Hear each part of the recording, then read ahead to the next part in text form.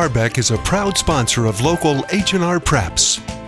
Kelly, I just got a new cell phone. It's awesome. And I just shot a video of Nick at the game tonight. Oh my God, he is so cute. I'll send it to you right now. We help you stay connected with a cute picture here and there. Buy local. Buy Barbeck.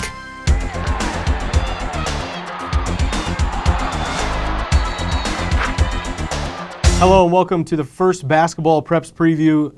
Maybe a little difficult to do this because we got to switch gears from football season. Still 2 weeks to go, hopefully, for area teams. But we're going to give it a shot. Justin, we're going to continue this top five we started in football season, kind of carried over to boys basketball. I think it's worked kind of well.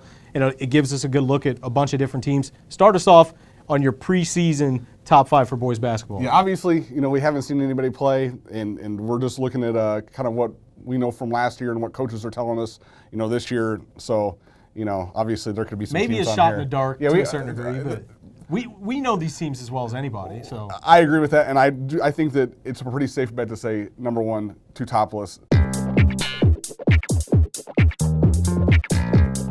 I mean, this is a team that's year in, year out, right there. They're a team that can always sort of challenge for sectional title and go to state. And I think this team this year is as good as any they've had in a while. So T-Town number one, Lincoln number two, again, sort of the same thing, just perennially good.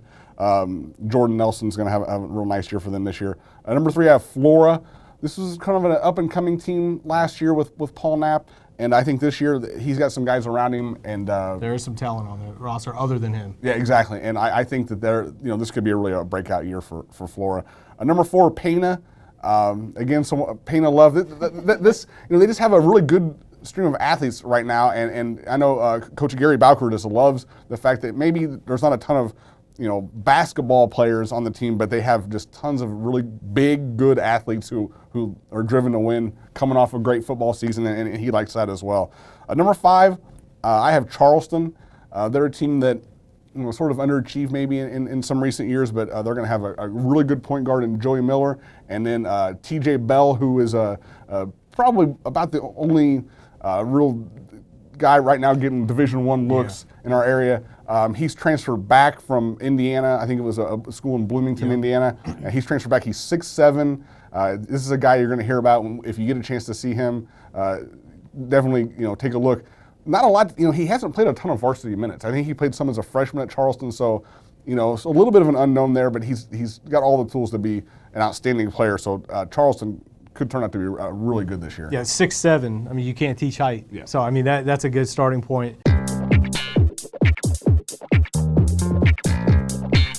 Top two are the same for me. We didn't compare lists at all. Number one to topless. They've got a lot of pieces coming back, a lot of experience, guys who have contributed to a team that went really far and lost to Robinson, who ended up winning the state title and gave them a pretty good game. Number two, Lincoln. As you mentioned, Jordan Nelson, the best shooter in the area, and he might get close to 25 points a game because that offensive load has increased. Number three, I also have Pena, going to continue the run of Pena just in our top fives.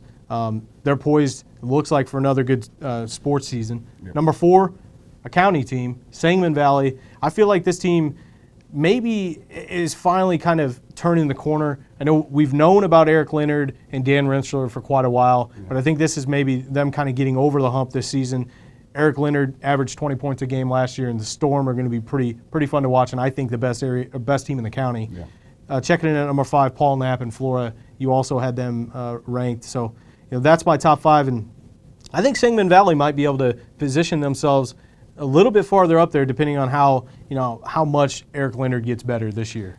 And they have height issues. I mean, they're going to have to find ways to defend people and rebound. Rensler's obviously a great rebounder at his size, but he's only about 6 foot 6'1", so they have size issues for sure. Outside of your top five, what's another team you're looking forward to kind of seeing what they do this year? Well, this team is in my top five. Okay. But a team to watch for me, and we've talked about them already a little bit, is Pena, but just to get into them a little bit more, they have a junior this year who played last year as a sophomore named Jared McMillan.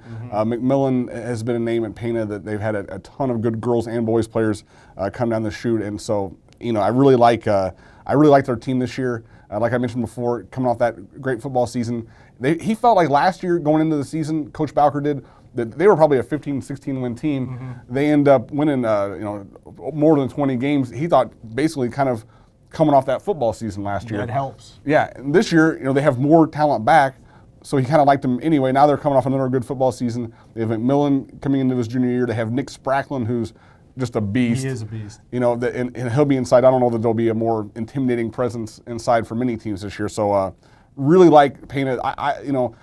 I'm not quite sure what the ceiling is for them, but I think they're going to be really good. Yeah, I'm looking into the county, a team that lost, one of the best players in Trent Swigert at Meridian. Jack Blickensderfer has probably one of the more challenging tasks on his hands this year than he has in recent years, replacing Swigert, obviously. And they don't really have, at least on paper, somebody who jumps right at you and says, this guy's going to be the star. They do have transfer from Cerro Gordo, Jordan Ramey, who is really good and has that potential, but nobody who has really stepped up and been able to do it. So I'm excited to see what Blickensderfer does with this team, because he's a great coach. Everybody knows that, and there are some quality pieces on this team. Yeah, absolutely, and they're a team that I think this is the first time Coach Blickensderfer goes into a season really without having a star since maybe Travis Rosencrantz freshman or sophomore year.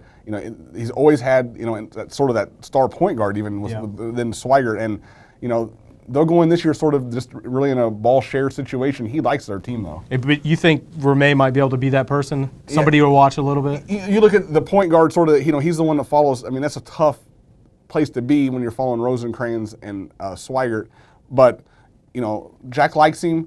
He's a good shooter. He's been a really good player at Cerro Gordo for a couple of years now. Before that, he started point guard for them. I know Jack feels like defensively he has a ways to go, but offensively, he's going to be real good. And he feels like that team, sort of with Ramey triggering things, is going to score a lot of points. Yeah.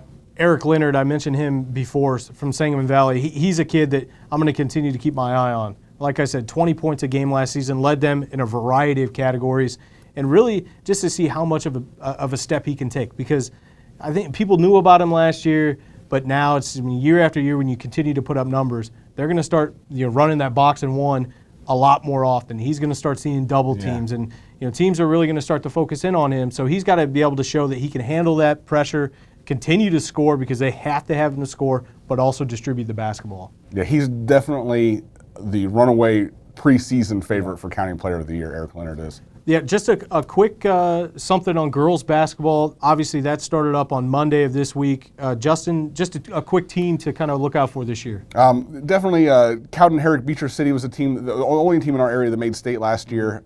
Returned pretty much everyone except for that was the main kind of cogs in that for last year's team, except for Hillary Shelton, who is a big loss. She was a really sure point guard, and I thought she kind of made things go sometimes, but they'll have matured another year. They have Micah Jones, who is definitely an early candidate for Area Player of the Year. They have a couple other really good pieces in Faith Winty and Bailey Doty.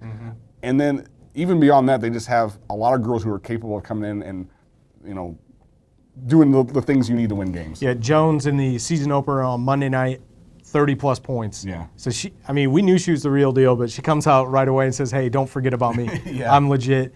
I look at St. Teresa. They've got a new coach in Brianna Morrow. I know they lost on Monday night in the season opener by 10 to Williamsville, but this is a team that just phased in a lot of volleyball players. They just got off that run to state, played on Saturday at state, had like a walkthrough kind of thing on Sunday, then had to play on Monday.